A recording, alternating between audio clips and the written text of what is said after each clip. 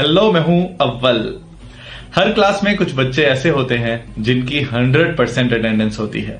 वो कोई भी क्लास मिस नहीं करते, चाहे सगे भाई की शादी हो, बारिश हो, तूफान आ जाए, वो हमेशा क्लास में ही दिखेंगे। टीचर के मुंह से कोई वर्ड निकले सही, फटाफट से वो हर बात के नोट्स बना लेते हैं। उनका चश्मा हर सेमेस्टर के बाद मोटा होता जाता है और टीचर्स भी सिर्फ उनकी तरफ देखकर ही पढ़ाते हैं, बाकियों से तो कोई उम्मीद ही नहीं होती। ऐसे स्टूडेंट्स पास होने के लिए नहीं, टॉप करने के लिए पढ़ते हैं। पर मैं ऐसा नहीं था। मैं पूरे साल बहुत कम क्लासेस अटेंड करता था और अगर कभी क्लास में पहुंच जाऊं तो साथ वाले को पूछना पड़ता था कि आजकल कौन सा चैप्टर चल रहा है। ये वीडियो शायद उन लोगों के लिए ना हो जो टॉप करने के लिए पढ़ रहे हैं 99% स्कोर के लिए, पर ये उनके लिए है जो 60, 70, 80% के लिए जद्दोजहद कर रहे हैं और अभी वो इतना भी स्कोर नहीं कर पा रहे हैं। मैं आपके सामने जीता जागता प्रूफ हूं कि पूरे साल पढ़े बिना भी मैं यही परसेंटेज हासिल कर लेता था। अब मेरा फॉर्मूला देखने से पहले हो सकता है कि आपके मन में ये क्वेश्चन आ रहा हो कि मैं पूरे साल रहता कहां था, क्लासेस क्यों नहीं अटेंड करता था। एक्चुअली मेरा पढ़ाई से ज्यादा किसी और चीज में मन लगता था। नहीं, वो नहीं जो आप सोच रहे हो। हमारी सोसाइटी में क्लासेस मिस करने वाले को गुनहगार की नजर से देखा जाता है, पर दुनिया में सब तरह के स्टूडेंट्स हैं। कुछ ऐसे हैं जिनको क्लासेस मिस करके घूमना फिरना पसंद है और कुछ ऐसे भी हैं जिनको अपने फादर की हेल्प कराने के लिए दुकान पर ड्यूटी देनी पड़ती है। खैर, मेरा केस अलग था। मैं ड्राइंग पेंटिंग में अपने कॉलेज को जोनल लेवल पे, स्टेट लेवल पे, नेशनल लेवल पे रिप्रेजेंट करता था। कई महीने तैयारी में निकल जाते थे, प्रैक्टिस करते हुए निकल जाते थे और इसी तरह से मैं कॉलेज में तो होता था पर क्लास में नहीं। अगर मेरी ये सब बातें सुन के आपके मन में आ रहा है इसीलिए नंबर भी ऐसे ही मिल जाते होंगे, तो ऐसा नहीं था। एक बार मैं क्लास में गया और उस दिन टेस्ट था।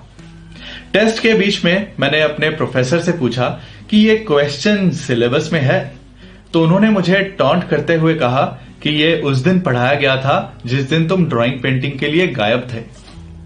तब मुझे लगा कि मैं ऐसा क्या करूं कि मेरी हॉबी भी चलती रहे और मार्क्स भी आ जाएं। तब ये फॉर्मूला बना जो मैं आपको बताने लगा हूं। और इस वीडियो के एंड में मैं आपको यह भी बताऊंगा कि एग्जाम वाले दिन मैं क्या रूटीन फॉलो करता था, एग्जाम के लिए जाने से पहले और एग्जाम से वापस आने के बाद, दोनों चीजें। एग्जाम में आंसर करते हुए भी कुछ टिप्स और टेक्निक्स मैं फॉलो करता था जिन्हें मैं आपसे शेयर करूंगा। पहला स्टेप देखते हैं।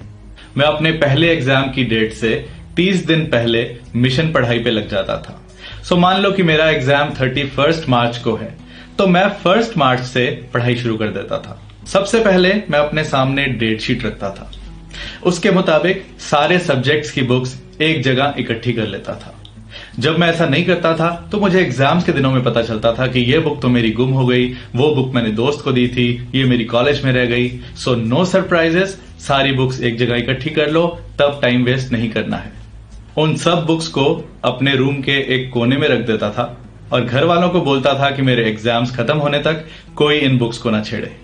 अब दूसरे स्टेप में मैं प्लान करता था कि हर सब्जेक्ट को 5 दिन पढ़ना है और उन 5 दिनों को भी डिवाइड कर लेता था कि 3 दिन उस सब्जेक्ट के एग्जाम से बिल्कुल पहले यानी एग्जाम्स के दौरान, और बाकी 2 दिन एग्जाम्स शुरू होने से पहले जो मैंने 30 दिन रिजर्व किए हैं उस दौरान। एग्जाम से पहले वाले 3 दिनों को मैं कहता था मेन तैयारी और उससे पहले वाले 2 दिनों को मैं कहता था मिनी तैयारी। मिनी मतलब छोटी, जैसे मिनी स्कर्ट होती है। इस हिसाब से अगर मेरा पहला एग्जाम 31 मार्च को है तो मैं 28, 29 और 30 को पहले एग्जाम की मेन तैयारी करूंगा, क्योंकि ये उस एग्जाम से बिल्कुल पहले के 3 दिन हैं। मेन तैयारी तो हर एग्जाम के साथ साथ होती जाएगी, पर उससे पहले होगी मिनी तैयारी। मान लो कि मेरे 7 सब्जेक्ट्स हैं। अगर हर सब्जेक्ट को 2 दिन दूं तो मुझे चाहिए 14 डेज। अब 28 से तो मैं बुक्ड हूं पहले एग्जाम की मेन तैयारी के लिए। उससे पहले के 14 डेज होंगे सारे सब्जेक्ट्स की मिनी तैयारी के दिन। अब पहले एग्जाम की डेट से पहले के 3 डेज प्लस 14 डेज यानी 17 डेज बुक हो गए। अब बाकी 13 डेज क्या करना है, यानी 1 मार्च से 13 मार्च तक मैं क्या करूंगा। अब मैं अपने टफ और इजी सब्जेक्ट्स को मार्क कर लेता था। हर किसी के इजी और डिफिकल्ट सब्जेक्ट्स अलग हो सकते हैं। मुझे इंग्लिश इजी लगता था। मेरे कॉमर्स के सब्जेक्ट्स थे जिसमें मुझे इकोनॉमिक्स, मैनेजमेंट इजी लगते थे। इजी इसीलिए क्योंकि इनमें मेरा इंटरेस्ट था, या फिर जब भी मैं क्लास अटेंड करता था तो समझने में मुश्किल नहीं होती थी। इसी तरह से मुझे अकाउंटेंसी या मैथ्स मुश्किल लगते थे।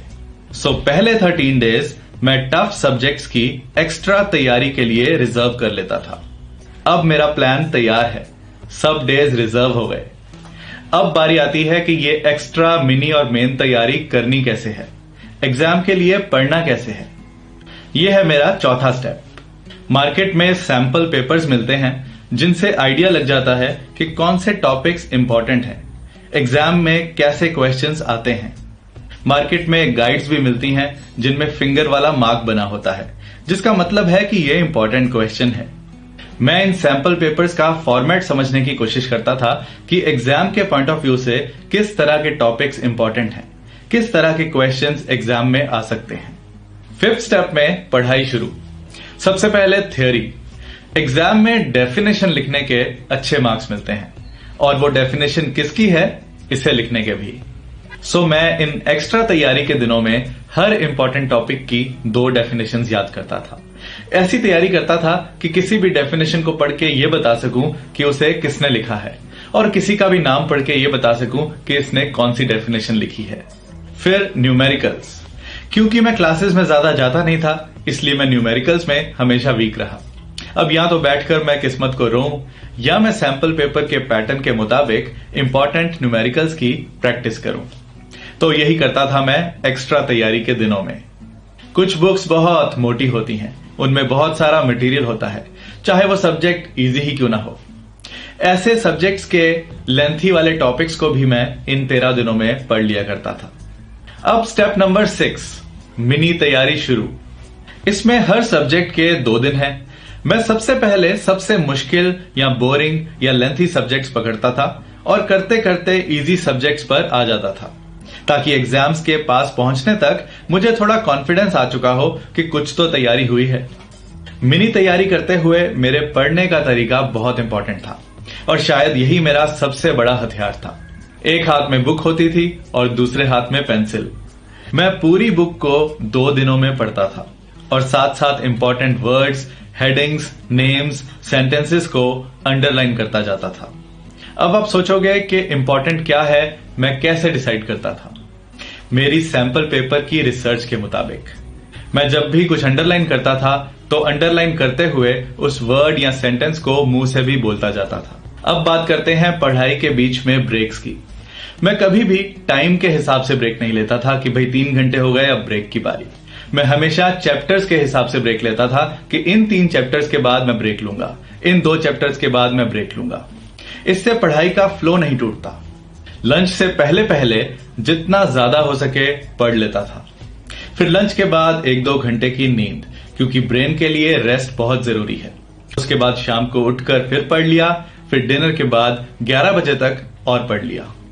इस मिनी तैयारी में मैं न्यूमेरिकल्स में ज्यादा टाइम नहीं लगाता था, क्योंकि न्यूमेरिकल्स पढ़ने वाली चीज नहीं है, वो सॉल्व करने वाली चीज है, और मेरे केस में वो पॉसिबल नहीं था।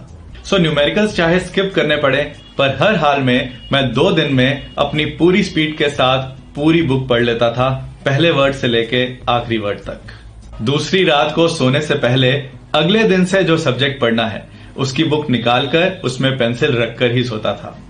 स्टेप नंबर 7, एग्जाम से 3 दिन पहले मेन तैयारी शुरू करते हुए मैं अपना पूरा फोकस उसी सब्जेक्ट पे रखता था। पूरी बुक दोबारा पढ़ता था, पर इस बार अंडरलाइंड वर्ड्स पे खास ध्यान देते हुए। पेंसिल हाथ में ही रहती थी कि अगर कुछ और इंपॉर्टेंट मिल जाए तो उसे भी अंडरलाइन कर लूं। इन 3 दिनों में मैं साथ साथ खुद को टेस्ट करता रहता था, जैसे कि आंसर के ऊपर हाथ रख के खुद से आंसर सोचना, जिससे मुझे पता चलता था कि मुझे अभी क्या क्या भूल रहा है। अब कभी कभी 2 एग्जाम्स के बीच में 3 से ज्यादा दिन भी मिल जाते थे, तो मैं कई बार पूरा दिन रेस्ट भी कर लेता था या फिर हल्का फुल्का पढ़ लेता था। पर वो आखिरी 3 दिनों वाली मेहनत आखिरी के 3 दिनों में ही करता था। स्टेप नंबर 8, एग्जाम वाले दिन। एग्जाम के लिए घर से निकलने से पहले के 6 घंटों में मेरा ये रूटीन होता था। पहले 4 घंटों में मैं पूरी बुक के अंडरलाइंड वर्ड्स पढ़ता था। चाहे कितनी भी स्पीड से पढ़ूं, पर पढ़ता था। 5वें घंटे में 1 लीटर पानी पीता था। पानी H2O। इसका फायदा हमारे दिमाग से लेकर हमारे पेट तक हर ऑर्गन को होता है। और उसके बाद नहाना, तैयार होना। अगर पानी लास्ट में पियोगे तो एग्जाम के बीच में वॉशरूम जाना पड़ेगा, जो हम नहीं चाहते। 6 घंटे में खाना है और उसके बाद बुक का रैंडमली कोई भी पेज खोलना है और उसकी अंडरलाइन चीजें पढ़नी है। फिर से बुक बंद करनी है, रैंडमली खोलनी है और जो पेज खुले उसकी अंडरलाइन चीजें पढ़नी है। जब तक घर से निकलने का टाइम ना हो जाए, इसी तरह से करते रहना है। मैं एग्जाम सेंटर एग्जाम से 30 मिनट्स पहले ही पहुंचता था, इससे पहले नहीं। जो फ्रेंड्स पढ़ाई में सीरियस हैं, उनके पास चला जाता था। अगर वो रिवाइज कर रहे हैं तो देख लिया कि वो क्या रिवाइज कर रहे हैं, या उनसे पूछ लिया कि क्या इंपॉर्टेंट लगता है। सर्दियों में कई बार आंसर लिखते हुए हाथ नहीं चलते, सो एग्जाम से पहले ही हाथों की एक्सरसाइज करके तैयार रहता था। Step number 9। अब बारी आती है जब क्वेश्चन पेपर मिलता है और एग्जाम शुरू होता है। अब यहां मेरा तरीका कुछ लोगों की सोच से अलग हो सकता है, पर मुझे हमेशा मेरा तरीका ही सूट किया है। मेरा मानना है कि जब क्वेश्चन पेपर मिले तो एक नजर पूरे क्वेश्चन पेपर पे डाल लो। इसका फायदा क्या है? अगर तो आपको आखिर के क्वेश्चंस आते हैं तो आप शुरू के क्वेश्चंस में स्पीड पकड़ सकते हो, शॉर्ट में लिख सकते हो। पर अगर आपको आखिर के क्वेश्चंस नहीं आते तो आपके लिए जरूरी हो जाता है कि जो आता है उसी में पूरा जोर लगा दिया जाए, ताकि कहीं से नंबर तो आए।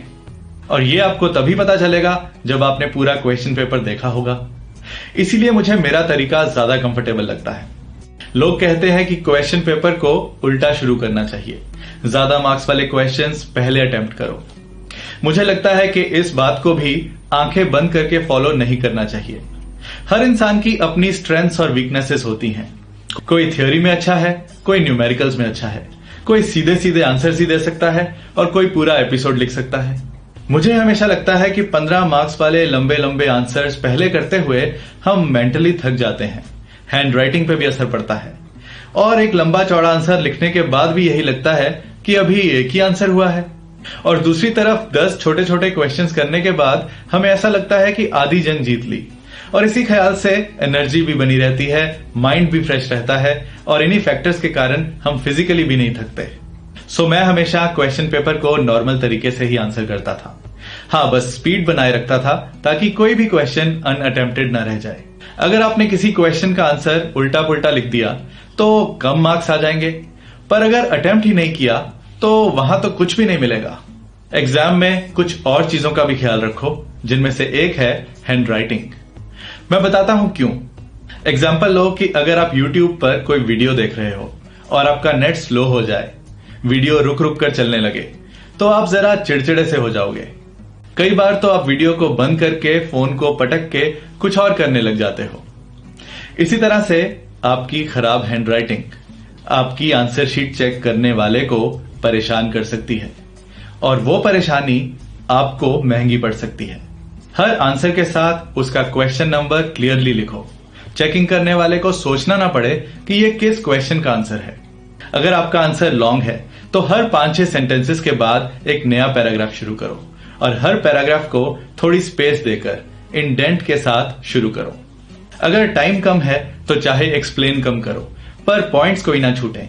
सो अगर मैनेजमेंट के 14 प्रिंसिपल्स पूछे गए हैं तो आपने 14 के 14 लिखने हैं, चाहे उसकी एक्सप्लेनेशन छूट जाए। अगर कटिंग हो जाए तो इंक से काट काट कर रायता मत फैलाओ। जो वर्ड काटना है उसे पैरेंथेसिस में करके एक लाइन से काट दो। एक और इंपॉर्टेंट चीज कि एग्जाम के लास्ट 2 मिनट्स में पेंसिल पकड़ो और सब हेडिंग्स को अंडरलाइन कर दो। स्टेप नंबर 10, एग्जाम के बाद चुपचाप घर वापस आ जाओ।